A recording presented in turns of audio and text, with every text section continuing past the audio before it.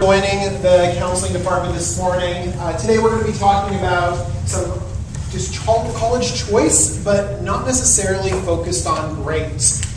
We have some wonderful coffee and some treats, so at any time, make sure you get properly caffeinated.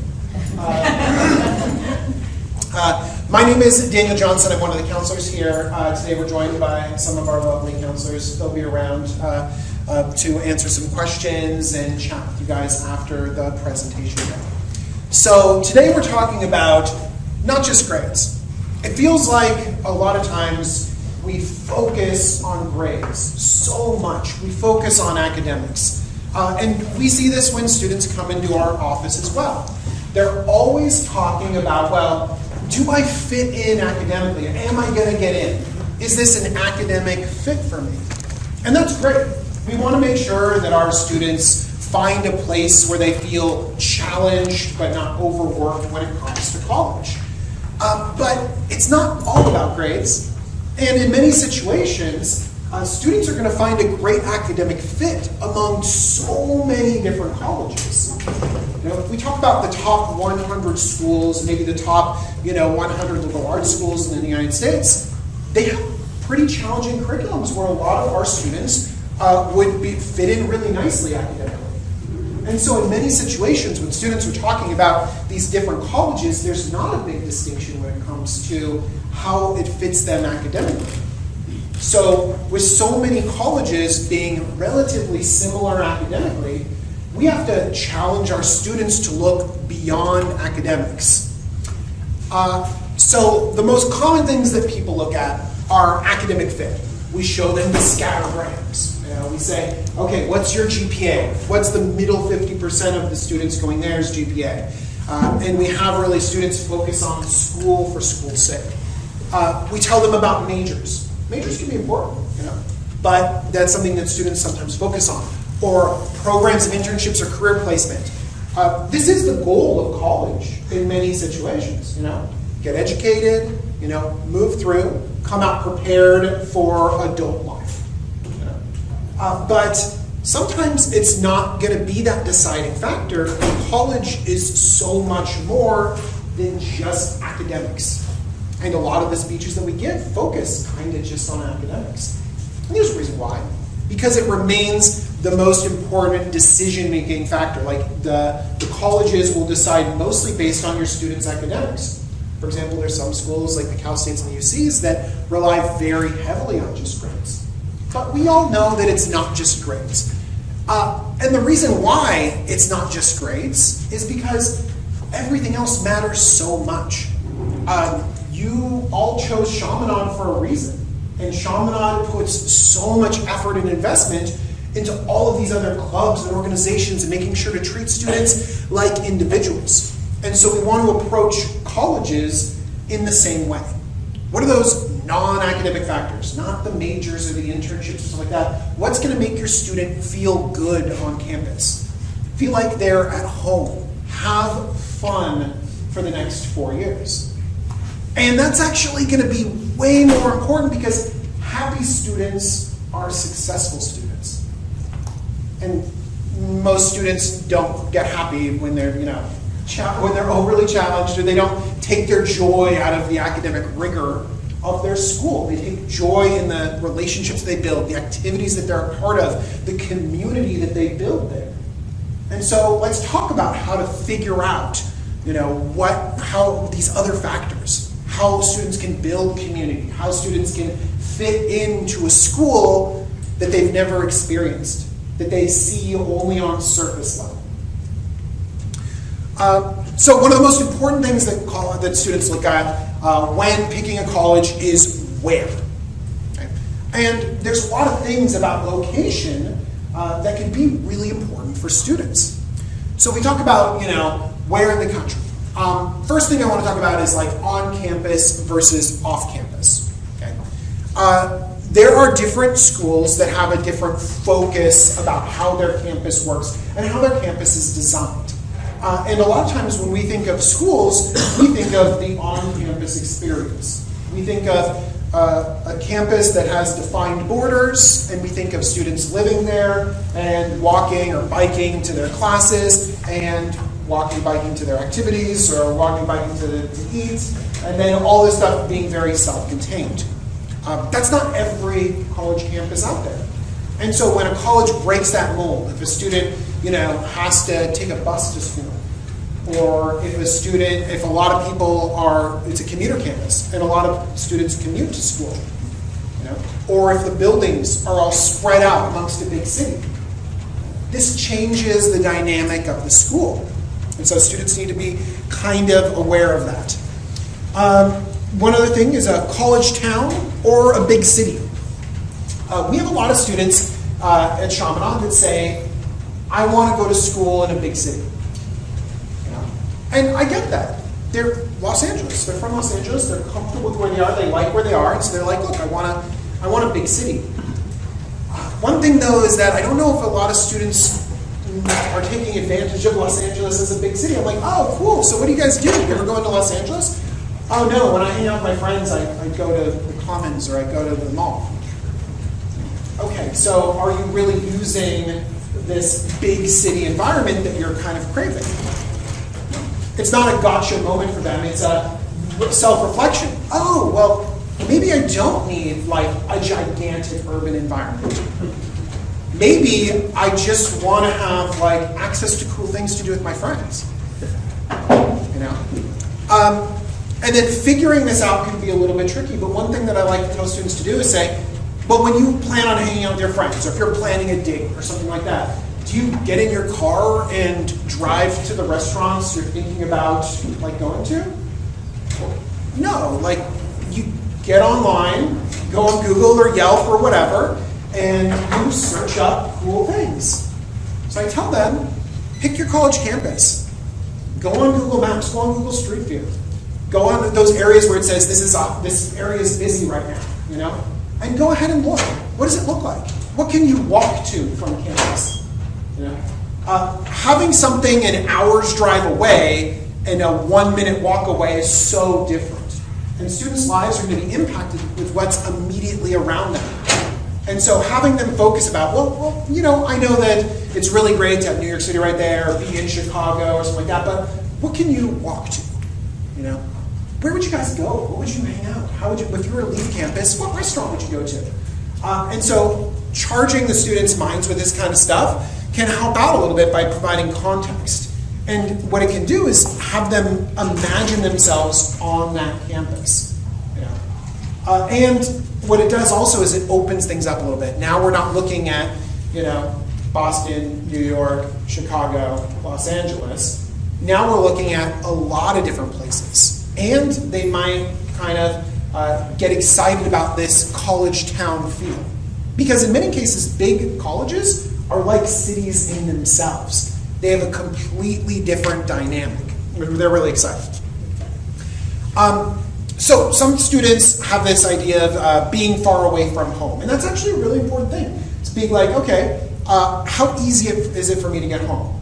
Will I come home on a 3-day weekend? Or is that way too much trouble? And sometimes it's a little bit more than just, it's a plane ride away. There are some students that are like, I thought it was just a plane ride across the country. It's not. They're like, I have to go to LAX in order to get my flight. And there's no direct flights. Then I have to fly into a major airport there and then hop to a smaller airport. And then luckily there's a university bus that picks me up. But they're like getting to some of these schools, it's a whole day's excursion. And so the idea of coming home for a 3-day weekend or even like a 4-day weekend is a lot. So if students imagine what it's like to come home or leave again, they might have a better idea of whether the college fits them. And there's a big difference between being able to come home, and it's an hour or two away, drive home to do your laundry and get some good food at home, see their parents, versus getting on a plane. And some students are going to have some really strong opinions about that. How's the food or the restaurants? I think it could be important to a lot of students. It's like, okay, well, where am I going to eat? A lot of students also are going to have very specific dietary requirements. But here's the thing. Most cafeterias are run by the same company. I think it's something like 95% of them are all run by the same company, and they all have tons of different options. So if a college says, oh my gosh, we have some of the best food on campus, our cafeteria is amazing, it's probably standard for every single college across America. You know? But one thing that students can know with confidence is that almost every single school is going to have different, dairy-free, gluten-free options, vegan options, all sorts of different options for different students. What students can look at, though, is other things on campus. Oh, this campus has a Starbucks right there. It has 5 Starbucks. It has a Jamba Juice. It has all of these other things that can kind of make it an interesting or dynamic school. Or just like, okay, well, what's right around campus? Is there an area where college students hang out, cool restaurants, and cool things to do? And again, that's an easy thing to research.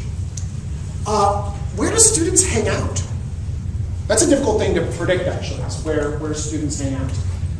But if you could imagine if students would be on campus or off campus, that can be a very different dynamic. With commuter campuses, a lot of times students will drive to campus, go to class, and then leave again. That makes sense, right? They gotta get to their other jobs or get home to do their homework, something like that.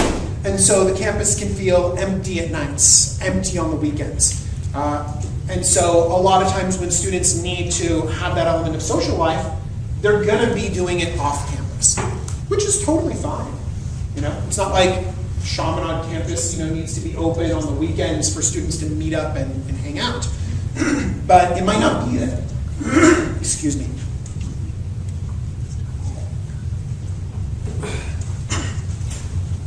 It might not be that same environment that students have in their mind. A lot of those traditional on-campus, environments will have students there all the time. And at nighttime, they're all in their dorm rooms and hanging out and meeting each other and doing projects, and it becomes a very different environment. So ask them, okay, well, what do you think it would be like to live there? Who would you hang out with? Where would you guys hang out? What would you guys do? And a lot of that has to do with living on campus as well. Sometimes what's around outdoors is really important. Hiking, surfing, skiing, things like that. You could ask your students. Sometimes students come over and they're like, oh my gosh, I love the beach. I don't think I could ever move away from the beach. Like, oh, great, how often do you go to the beach? Well, I really like going there with my friends every so often. Do you surf? Do you go in the water? It's like, no. Okay. So what you really like doing is hanging out with your friends. Yeah. So when you ask them, okay, well, how often do you do this? How important is it to you? Then it can kind of like get to the bottom of what they're really looking for. And then facilities that they have access to. So some schools have a pool that's only open to athletes. They're like, this is our Olympic swimming pool, it's fantastic. Oh no, you can't go in. Or you can go in for 2 hours in the middle of the day. Sometimes they have amazing athletic facilities or gyms, but they're only for the football team. And so asking those questions about, well, what facilities do I actually have access to, could be important. Do they have tennis courts, a rock climbing wall? All of those cool things that your students might care a lot about. Okay, so we talked a little bit about location and lifestyle, and it's very closely tied to housing. Because if students are living on campus, then it's going to create more of that, intermixing, action, environment kind of thing. And so, is there on-campus housing? One other thing is that our students strongly encouraged to live on campus. Many, many private schools, specifically small private schools, will require students to live on campus freshman year. They're like, look, you need to have a good reason not to live on campus. And they do that on purpose because they know that when students are concentrated on campus, it creates a very cool environment. And students are happy, and they make friends, and they intermingle, and they hang out, and it's a great experience. And so that's why small college campuses say, look, we built this housing, we require you to be there, do it. Larger schools, they probably would like to do that, but they don't always have the ability to do that. So they don't care. They'll just let people do it, but it just depends on the college to see if there's like a large percentage of students living on campus. But I think that that's going to be one of the main factors in students evaluating what the environment is how many people are living on campus. If you are looking up data and it's by percentage, I would say around 50% is usually good, because you'll have the majority of at 50%, you'll have the majority of freshmen living on campus. You'll have a good portion of the sophomores living on campus, and then junior and senior year, it'll drop off. It'll be the vast majority, a minority living on campus. Most juniors and seniors will find an apartment somewhere. They don't need to be on campus and have an environment. They've built their friend group. They're kind of transitioning to something else. And so around 50% on campus is a really good number for like a solid environment that you're looking for. Can freshmen bring a car? That's important, especially if you're in a place where a car would be important, like, in Los Angeles, where a student might drive home. There are some places in Los Angeles where, yes, they can bring a car, but the fees are insane. You have to buy a parking pass every quarter, and it's $300 or $400. It becomes a huge expense to have a car when students in most situations could just walk to class, walk to food, do whatever they want. So that could be something that you think about. How's the car going to get there? What if it's across the country? All of those things. Almost every single campus is built around not needing a car. So that's one thing that could be really important, is that, look, you don't need it. You might think you need it because you're coming from here where a car is super important to your social life, but you might not need it at college. I talked a little bit about on-campus versus off-campus, and commuter campuses are those off-campus where a lot of students, do their own thing, come to class, get stuff done, and then leave again.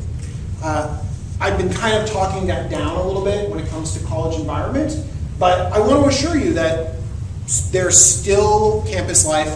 There's still things to get involved in schools that are commuter campuses. Your students will still make friends, go to parties, have fun, all that stuff on a commuter campus. Okay. But they have to be ready for that.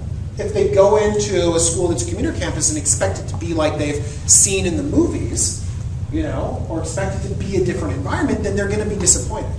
So students walking in, knowing what they're getting into is going to be really important for their happiness there. You could look at off-campus options too. One thing right over there, a popular school for our students is Pepperdine in Malibu. Oh, beautiful. The off-campus housing there is atrocious. Because they're all like mansions and everything's developed and it's super expensive. So a lot of students are like, find a place to live in Santa Monica and they're commuting up the 1 for 35 minutes. Or they're through the canyon in Agoura, which is still not a great place to get an apartment. So sometimes that off-campus housing could be a little bit tricky. Those are all things that are smaller that students can definitely navigate. But it's just something to sort of think about when you're imagining what life is going to be like. Okay. Let's talk a little bit about school spirit, specifically that feeling on campus. Well, it's a feeling, so it's a little bit difficult to measure the school spirit, the energy on campus. But a lot of students, especially students from Chaminade, say that it's a key factor in choosing their school. They love the energy that Chaminade has on campus. They're like, I love the fact that everyone's wearing their sweatshirt, that everyone has these different things going on. There's always something going on. They're like, I don't care about football, but for some reason, it's like, I love going to the games. The energy is fantastic. I love going to the shows. I love hearing about the robotics team and everyone bringing this energy to the campus. And they want that reproduced in their college experience. It's tricky. It's tricky to measure that. One thing you could look at is the athletic teams. See what their games are like, see if there's a big turnout for them, see if that's exciting. One thing that could be important when it comes to sort of school spirit is that alumni network. Sometimes schools that have this intense school spirit will also have people that carry that school spirit with them throughout their entire lives. And that's kind of a key factor of an alumni network. USC is a very spirited school, and they have a very strong alumni network. You know, there are other schools that are, you know, just as academically competitive, like the UCSB or UCSD. Their alumni network isn't as strong, you know, probably for a lot of different reasons, but probably also because their school spirit is not that high. They're not. Ms. Bryden is nodding. She went to UCSD and she is like, the school spirit is not there. So, this is kind of driving home the factor of how difficult it is to measure this kind of stuff. So this is a list put together by Princeton Review, and these are students pack the stadium. So like a list of all the schools where students really turn out, and it's got that cool environment. You've got like ASU and Syracuse and Auburn and Clemson and, you know, Marquette and Connecticut, Bowdoin, Butler. Some of these are interesting ones. Like, you know, you wouldn't expect Bowdoin, 2,000 students in Maine to be on this list. But one thing I noticed is that, you know, in trying to find a good list to show you guys, there are other lists too. And this one has Syracuse. Oh, hey, Syracuse. That's an overlap right there. But Texas A&M wasn't on the list, UCLA wasn't on the list, University of Florida wasn't on the other list, University of Michigan, Dearborn, definitely, they weren't on the list. So all of these different sources are giving us different views for the most spirited places, the places where everyone turns out and they get excited. You know? So sometimes it can be difficult to sort of navigate through and figure out, well, what is the school spirit on campus? One thing I tell students to look at, and because they're going to look at it anyways, is like the social media of those schools and the social media around that. Because if you look up the social media from Syracuse, one of the schools that's the top on both of these lists, Syracuse number 2, Syracuse number 1, you'll see the school spirit on their social media. You'll see packed stadiums and people running with huge flags and people painting themselves. And I mean, it's advertising from Syracuse, but it definitely shows the excitement and the energy of the student population. And just doing a search for the tag, hashtag like Syracuse, you know, you'll also get a bunch of students taking selfies and doing like, you know, at their special events or, you know, doing all sorts of stuff. So you get an idea of what it would be like to be a student there. Okay, so we talked about kind of like big sports, you know, that big sports environment, but it's not always about the big sports. It could just be about the casual sports. We have a lot of student athletes here at Chaminade, and a good portion of them are going to make that a big part of their college experience. They're going to go to Division I, Division II schools, and they're going to be just fine. They're going to have their own sort of built-in community, and they're going to be busy, and they're going to have a good experience there, but a very unique experience as a college athlete. A lot of our students, they just are athletic and like sports. You know? So some of them will be really excited about the offerings for club or intramural or other kind of sports. I had a student come back and say one of their best experiences was during March, like right now. They ran a tournament at the same time as March Madness of all of these random, cobbled together, like intramural basketball teams. And he was like, it was the best experience ever. You know, we lost a bunch, we won a bunch, but you know what? I made a bunch of friends, and now, like, I joined this other league, and I keep playing basketball, and I have this other group of friends that I didn't have before. All of these opportunities for students to get involved and to be exposed to things gives them opportunities to find new circles of friends. You know? Because just being a part of a group, or they might have a normal circle of friends, but then suddenly they try the special dorm March Madness thing, and they suddenly have a new circle of friends. You know? And then they meet someone else, and then they do another thing, and they have a new circle of friends. And so they feel sort of like really drawn into the community as a whole, not just having their 2 or 3 friends. There's a whole Quidditch league. Quidditch is the fantasy sport invented in Harry Potter. And there's a competitive Quidditch league. They're ranked. The Maryland Quidditch is better than NYU, is better than Michigan, is better than Harvard, is better than Texas. But there's There's active Quidditch on college campuses. There's active, frisbee golf and ultimate frisbee and all of these other things. Like, there's a lot of cool things going on campus. So if you have a student that really enjoyed their time as an athlete here, but they're not really going to go all in on their college experience with athletics, have them ask about, what club sports and what intramural sports are. How many soccer teams they have in the intramural section, to try and suss out how active that area of campus life is. One thing that can make a big difference is like the tone of the school and religious affiliation, and the degree to which the religious affiliation is at a campus can be really important in a student feeling like they fit in. Students coming from Chaminade, most students are comfortable with religious schools, but they definitely want to know how religious it is, because that's going to be key. There are schools like Chaminade where it's a big part of our campus. We have mass that students have to go to. We have classes that students have to attend. We have religion every single year, but they might want something a little bit different when it comes to college. Most Catholic colleges will have mass on campus, but they won't. It's not required. Most of them, it will be an ideology that they bring to the campus, and students usually resonates with our Chaminade students. And so there's some campuses out there that, it's religious, but it's religious in background, maybe.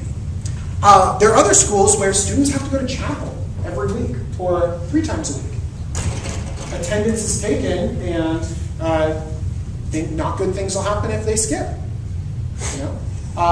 There are some schools where there's required religion classes. It might be a good idea to look in and find out what kind of religion classes are they. Are they history classes? Is it world religion? Or is it specific religion based on the faith of the school? Those things can give a student an idea of the tone of the school. Now, one thing I also say to students is that a lot of Chaminade students are like, yeah, I don't care. I don't care. That's good. One thing I want to remind them of is that if there's a fundamental difference between them and half or 3/4 of the school, then there might be a barrier there for them making a lot of friends. There are some schools out there that are very religious, and students go knowing that religion will be a big part of their college experience. And even though your student might not care, when a huge portion of the other school does really care about religion, they want to talk about it, they want it in their lives, it's a key part of who they are, then you want to make sure that your student has the opportunity to make a lot of friends, to make a lot of connections. So that can be a key factor. One other thing to pay attention to is if religion is an important part of a student's college experience, they don't necessarily have to go to a specific religious school. They can look at certain programs or clubs within that school. Most large universities will have clubs or a church right off campus that a lot of students will go to. And your student might find an amazing environment at the Catholic Church right outside your school. So that could be a thing where a lot of students pay attention to. They don't necessarily need to go to a Catholic school, but they want that community. So look up and find out where is that community. That could be important. Okay. Talking a little bit more about the social aspect, there's Greek life, or something similar. It can be good to look at the percentage of the school that's involved in Greek life to let you know how important it's going to be at that school. There are some schools where, if there's a party, it's probably put on by a sorority or fraternity. Or there are other schools where it's just kind of like a small part in the background, something like that. And so figuring that out could be really critical. Another thing that could be important is whether the sororities and fraternities are on campus versus off campus. What the housing looks like. Because a lot of times that might dictate the energy of those campuses. For example, UCSB, their fraternities and sororities are off campus, but they're all in a single row on one street. Yeah. So all of the campus housing is all right there, which means that at UCSB, they have some very exciting parties that kind of spill out into the street along there. Like Halloween is a big thing at UCSB because of all the sororities and fraternities all along that road, you know? And so you can kind of look and find out, well, where, you know, what's going on with this, with Greek life or these sororities and fraternities, and find out, well, you know, what is that scene going to be like? Is it going to be important for me?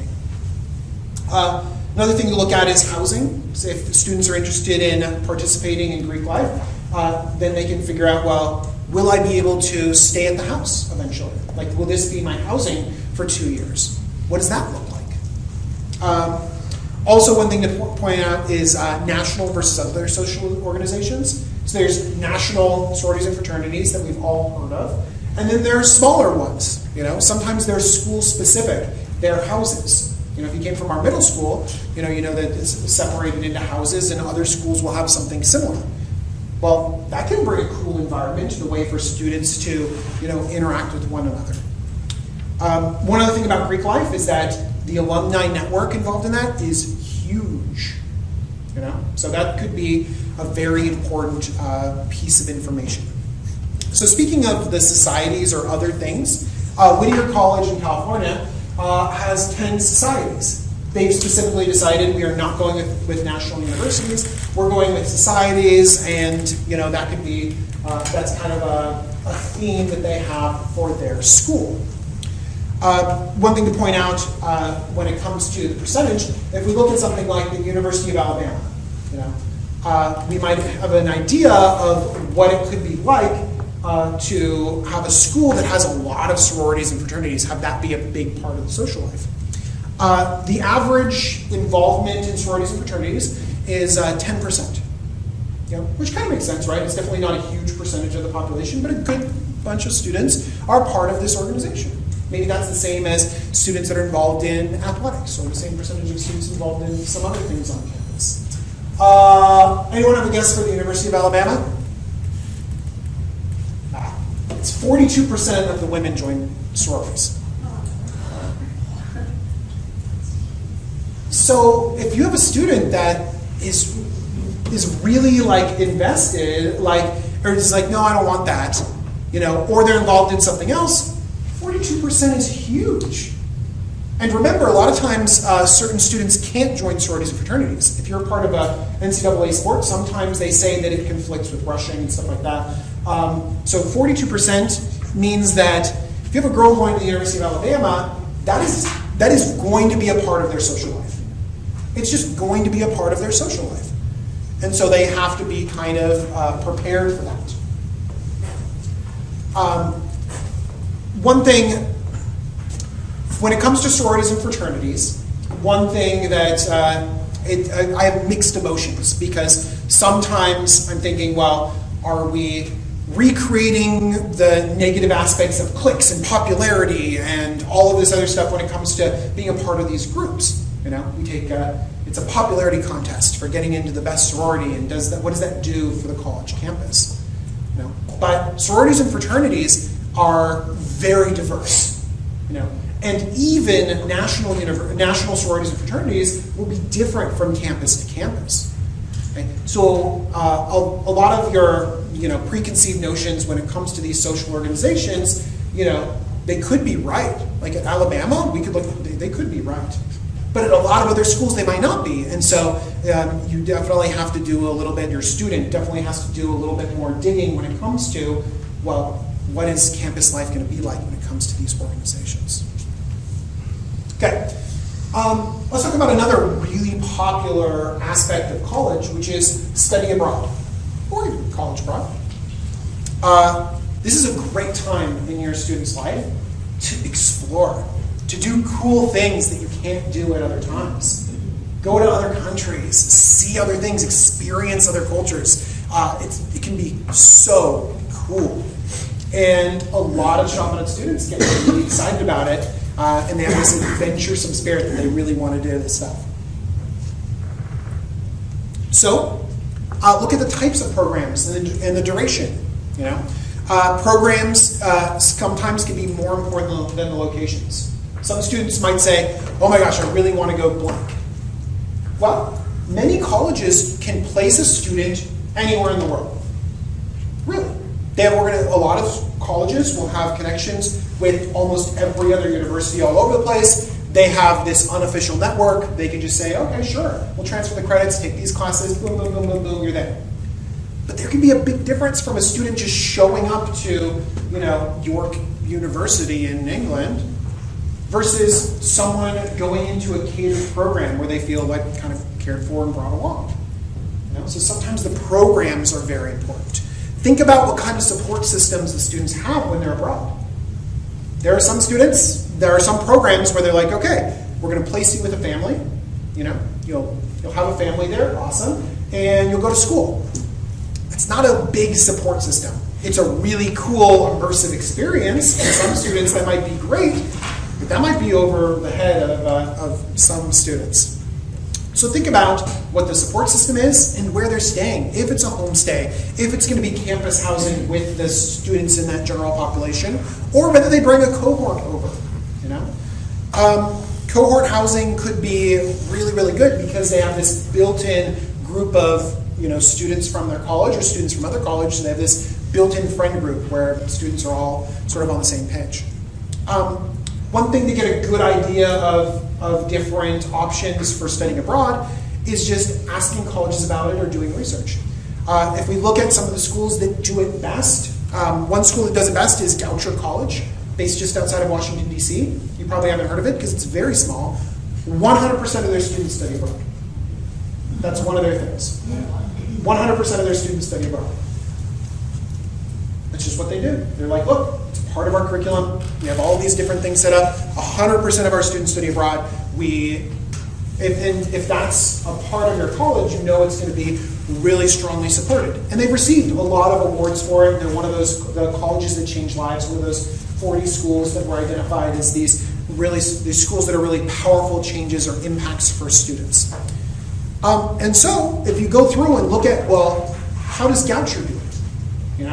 How do they do their study abroad? I don't think Goucher's a good fit for many of our students. There's only 1,000. There's like 1,500 students there, and it's in Washington, D.C. It's in a very specific spot. It's a very narrow school, but you can still learn stuff from part of how they do study abroad. They have all of these different programs you can look up. Look at this. I found this one. University of the Sunshine Coast in Australia. They've got kangaroos and wallabies just around campus. Come on. Another thing that could be good is when you don't have a program where every student goes on it, you can look at and find out, well, what percentage of the students go on it. Because students, they're going to find out what's cool and they're going to do the things that they want to do. And so when you look at Pepperdine University right over there, 80% of the students study abroad. They're another school that has a lot of really high, they're very well recognized for their study abroad programs. They do programs too, where they have cohorts, where they have houses. And all the students, they'll bring over some professors from Pepperdine, they'll bring over a family from Pepperdine, and they'll be like 50, 60 students all together, taking classes together, going on trips, all sorts of stuff like that. But the participation numbers can give you a huge clue into how students do it. And by the way, just like not every student can be involved in sororities and fraternities, not every student can study abroad. NCAA athlete, you can't go for a full year, and sometimes you can't even go at all. Sometimes students, they're part of theater, drama programs, or dance programs, or pre-med. Not every student has the ability to study abroad. So when you have a really high percentage of this population going abroad, then it's an important thing. So you can look at it and find out more about it. So speaking about all these other activities, I mentioned sports and the drama programs and dancing and stuff like that. We have a lot of students here that are involved in those things, and they might want to do that in college. We have an amazing drama program. A lot of students are involved in it, but a lot of students don't necessarily want to be a drama major. They just love it. And so they might want to ask themselves, well, can I be a part of the drama program if I'm not a drama major? That's a real question. Can you get involved? Can you take certain classes in music if you're not a music major? Are they going to be closed off to you? Can you be a part of the course? Can you be a part of each of these things? Or are they gated off from you, where you have to take the lower division classes to get into those upper division classes? Do you have to be a part of the drama program to be selected for the tech crew or something like that? There's all of these different things. So think about that when it comes to drama, music, journalism, certain art facilities, certain athletic facilities, about whether they're open to general students and if students use them. One other thing when selecting is diversity. The people are what make college special. They really do. It's the students. College tries desperately to create a cool environment where everyone feels good and there's all this stuff going on, but it's the people that the students like, They build it. So think about where do the students come from, Where will my student fit into this group of students? It's the same thing I kind of brought up when it came to religion, Is my student going to feel at home with this group of students? That's something that we want students to take an active look at because we don't want them to feel left out. You could imagine that if a student was studying abroad and just thrown into an international school in Germany, they might feel left out. There might be a cool experience for 1 year or 1 semester, but it might be really hard for a student to begin with. That same kind of idea can still be applied to some of the domestic schools as well. So, one thing that's important is that how do we figure out all this information? I gave you some clues and things like that, but one thing that's really important is that colleges are advertising to you. Every single college is going to talk about how great their study abroad program is. But you have to kind of figure out whether it actually is as great as they say it is. Every student will list the 1 million clubs that they have on campus. But it's really difficult for you to figure out, which one of these clubs are really substantial and which ones, aren't really doing anything. And it can even be hard here at Chaminade. You're like a student describes that they're a part of diversity, and you're like, oh my gosh, they have club meetings all the time, and there's all these different things, and there's all this stuff going on. It's one of the biggest clubs, and there's some of the most stuff going on around. And then they might be involved in another club, and they're like, oh, well, we meet every other month, and sometimes the president has homework, so we don't. And that's the same thing that can happen on campus too. And so it can be difficult to see through all of the stuff that's presented to you to the reality of the situation. One thing I always like to say to students is this is the University of Washington. This is our Naviance page. It looks beautiful, right? There's not a single rain cloud or cloudy day in any of their stuff. Honestly, I wonder how far that went. This is I downloaded the view book for them. By the way, that's a really good clue when it comes to getting information from them. If you just type in view book, you'll get their information they send out. So, I'm just going to go through this as this is their advertising, but this has a ton of good information in it too. But then also keep in the back of your head that this is put out by them, and we'll find out how many actually cloudy days we have. So they talk about all of these different contents and things like that. We're going through it pretty quickly. By the way, they actually say what the average temperature is, and then they actually put there, despite its rainy image, Seattle's summer days are often sunny and dry. When do students go to school? By the way, Seattle in summer is, my wife's from Seattle. Seattle in summer is gorgeous. It really is amazing. And it was very depressing whenever students had to go home, go back wherever they're from, and leave Seattle right when it got beautiful. But they have all these numbers, number 2 healthiest place to live, a lot of them have these maps. Look at that, it's gorgeous. University of Washington. By the way, they're fantastic. I don't want to rip on them too much. But this has all of these different things there where you're like, okay, I can see a lot of what they're advertising, a lot of what they care about. They go out of their way to talk about, the ethnicity, the residency, things like that. Notice residency, there's a good portion that are not residents of Washington, 25%. That's a good thing for students to kind of pay attention to. Of course, there's always an image of something that your student will never ever do that still looks really good. It's like, okay, I can do crew right in front of the Space Needle. That's something that's going to happen. But anyways, they've got by the way, this is a very good view. They do a good job. And then they have a lot of data and information about majors and stuff like that. And this can sometimes be an easier piece of content to consume than going to their website. Sometimes their website is multi-purpose, it's got all these different things, and sometimes just saying, look, I just want it all in one thing. There's a kid on a tugboat for some reason. This is probably the first cloudy-ish image. There isn't. No, but cherry blossom, stuff like that. Anyway.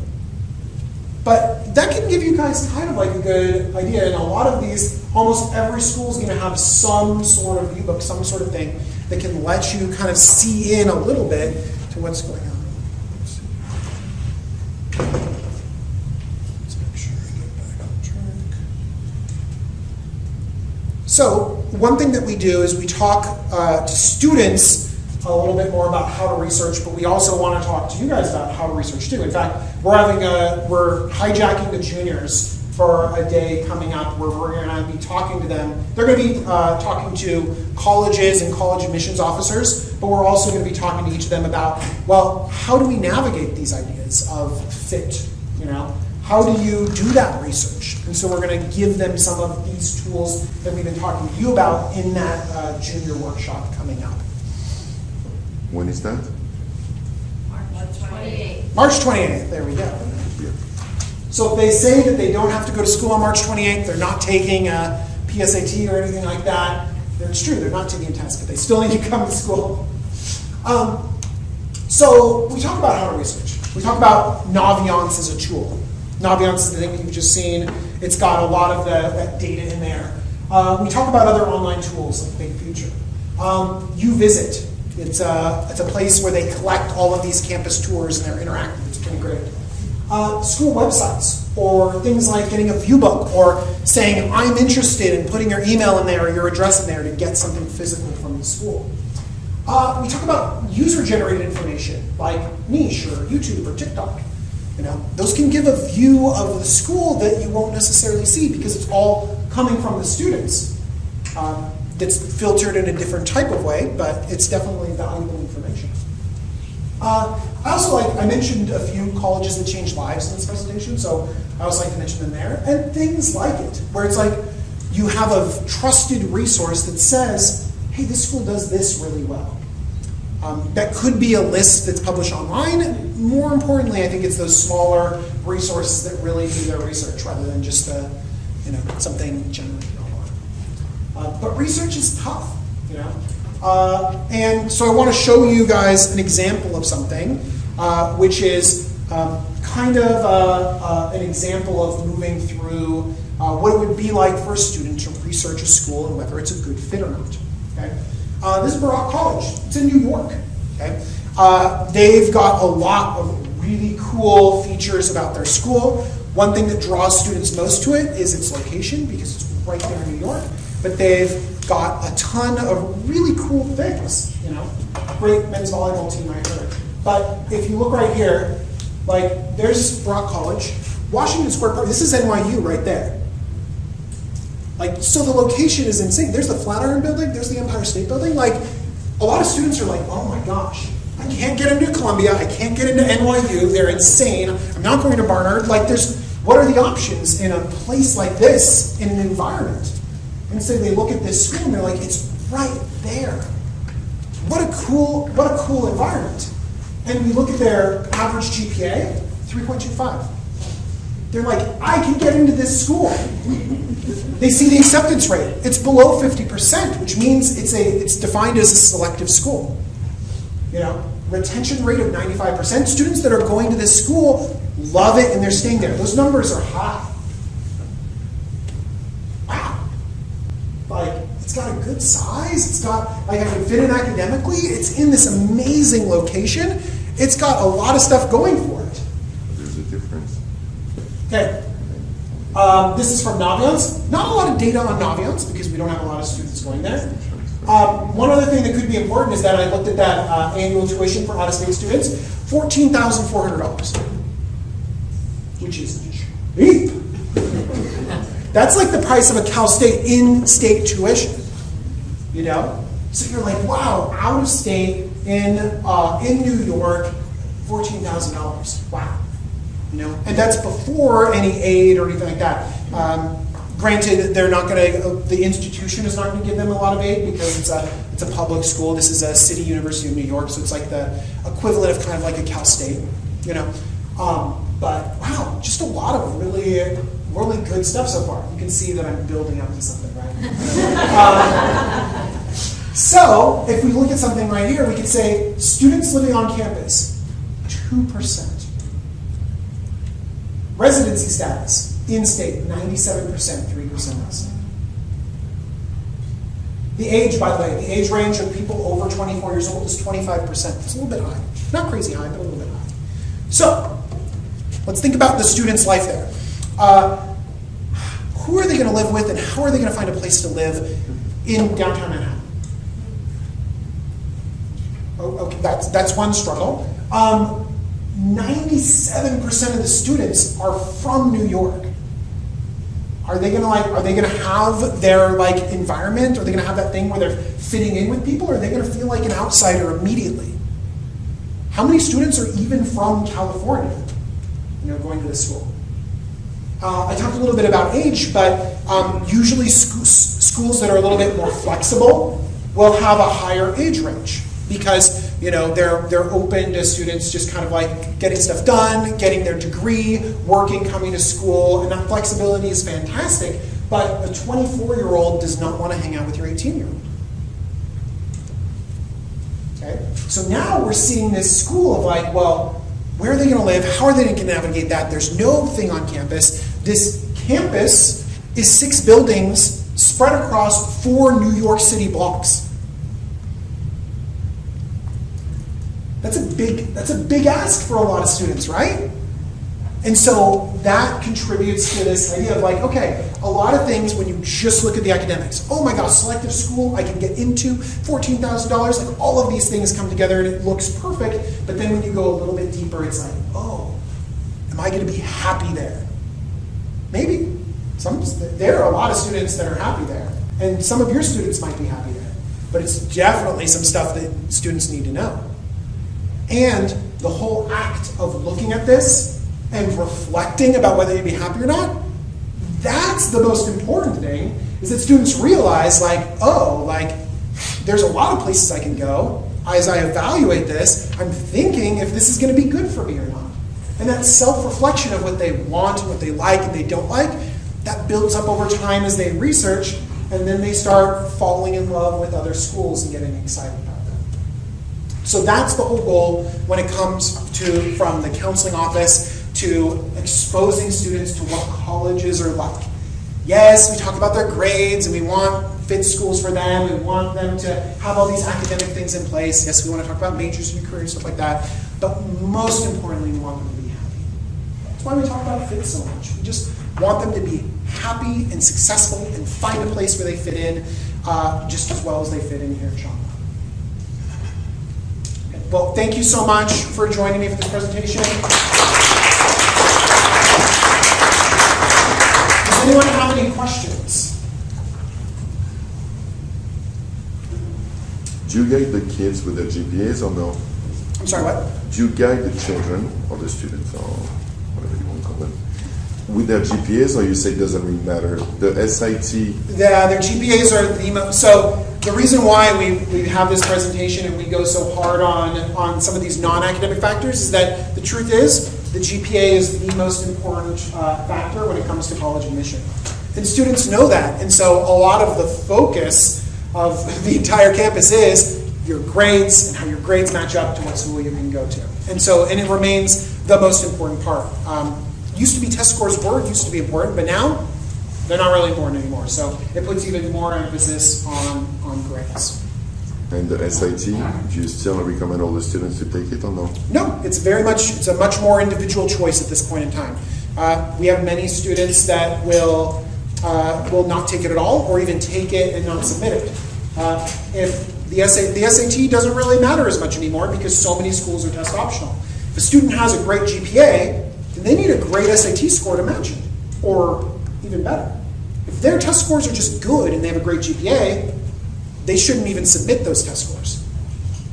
And also one thing that I talk to students about, we all do, is when it comes to test preparation and making sure to figure out if you should be taking the test. That's why we do these PSATs, pre-ACTs, these diagnostics, so that students get their first data point. And so if a student is scoring pretty high up there, then we tell them to take it. We don't just tell them to take it. We're like, look, you have to study for it. Like, you have to commit to this. Because just walking in and taking the SAT is fine, but that's not going to reach their first highest potential. This is a test that can be studied for. You can improve on it. And so if students decide to take it, I don't want them to just go in halfway. I want them to invest the time, do it properly, study, don't go crazy. Don't study for years in advance, but 8 weeks in advance. And take it properly and give it the attention that it deserves. Give yourself the best opportunity.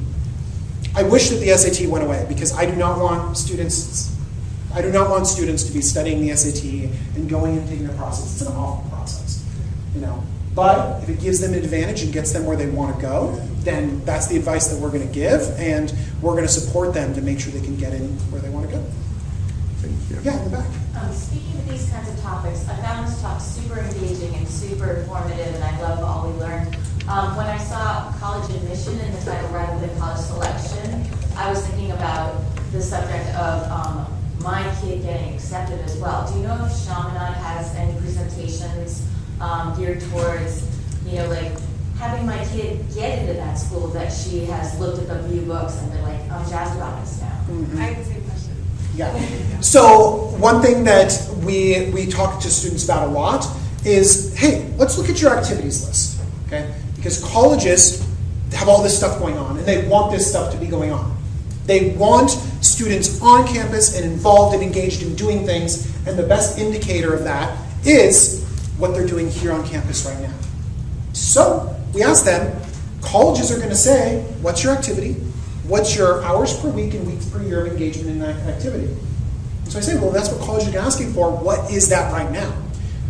And so students will talk about, well, where they spend their time. And that's going to be a really important factor. One thing that's also important when it comes to choosing, sometimes there's this idea that some things are more important than others. They're not. Drama doesn't beat out student government, doesn't beat out football, doesn't beat out tennis or anything like that. They're all the same. There's no activity that's inherently better than others. There are some things that colleges care about. They care about, involvement. That's the biggest thing they care about. They care about if your student, is invested in this. They care about if they've built the organization. They build it up a little bit. So they have some sort of leadership making it better. They've been involved and they've expanded the organization. They've contributed to the growth of the thing that they're involved in. It's a big thing that colleges care a lot about. And that's tied into leadership too. And then sometimes colleges care if students are exceptional. If your student is amazing at the thing that they do, then colleges are going to give them that kind of credit. But they have to truly be exceptional. They have to win awards and do big things. Colleges like that because they can, again, see students doing big things at their campus. So when it comes to all these non-academic stuff, I would say look at students' activities. Most importantly, look at where their time is spent. Almost like you're filling out that application. You can see where they're spending their time, what they're doing. And then you can find out, well, what story is there? How is the college going to get to know my student as a person rather than just numbers? Yeah? How do you, because there's so much outside of school too, right? There's lots that Chaminade doesn't have. So in Yeah. terms of private activities, whether that's working, like every summer I used to work, do they want to see that you were as successful and you could hold down a job? Colleges love that. Yeah. So Colleges love the students that work, but it's not a necessity. And colleges will respect any sort of activity, whether it's inside of school or outside of school. Yeah, sorry, you had a And follow-up. should they be working on, like, for example, some kids go to summer school in order to increase their GPA. Is that more important, or is it more important showing that you could be a worker of living society? What is the balance there?